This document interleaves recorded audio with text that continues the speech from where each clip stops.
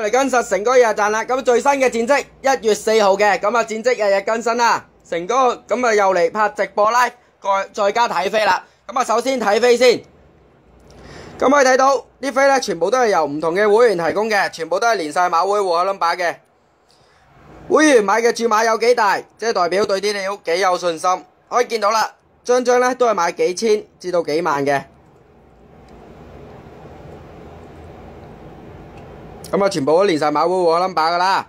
咁啊，有啲唔係香港盤嘅，即係唔係香港賽馬會買嘅，咁啊都係買同一場嘅。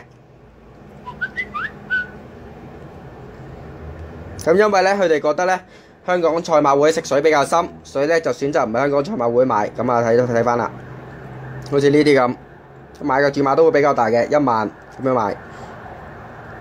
咁啊，睇完啦，睇完飛之後咧，一陣又會玩直播 live 嘅。咁啊，直播 live 啦，咁啊點樣講咯？咁啊首先睇翻出料記錄啦，重心賽圖巴爾讓球盤。咁點解講兩次咧？因為咧打漏咗個場次，所以咧就即刻再 send 多一次個場次，咁等啲人咧容易啲揾到，即刻可以買到。咁啊講啲咩？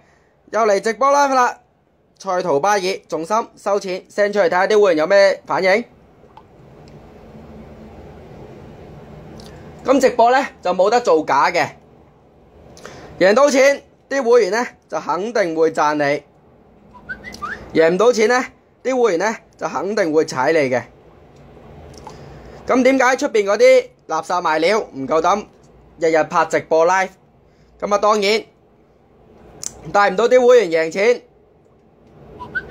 咪拍唔到直播 live 咯。直播咧就冇得做假嘅。咁冇可能短短幾分鐘之內拎住唔同嘅電話 send 大量嘅 message 俾自己做假噶嘛，神速都做唔到假啦。所以咧出邊啲賣料就唔夠膽日日拍直播 live， 而且俾飛你睇。咁當然你會話，喂，係咪真係信得過㗎？唔信嘅，你可以嘗試下入任何會之前。就算唔係入播會，你咪試下叫佢連續拍幾日直播 live， 跟住再加俾幾十張飛你睇，連續做4-5日。咁當然我夠膽保證，你咁樣同佢講咧，佢咧就肯定會駁咗你嘅，即係黑名單咗你，唔會騷你嘅。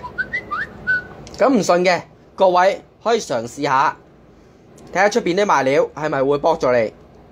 咁當然日日拍直播 live 或者日日更新戰績，咁啊再加俾出料記錄同埋俾飛各位睇嘅，唯獨成哥我一個可以做到。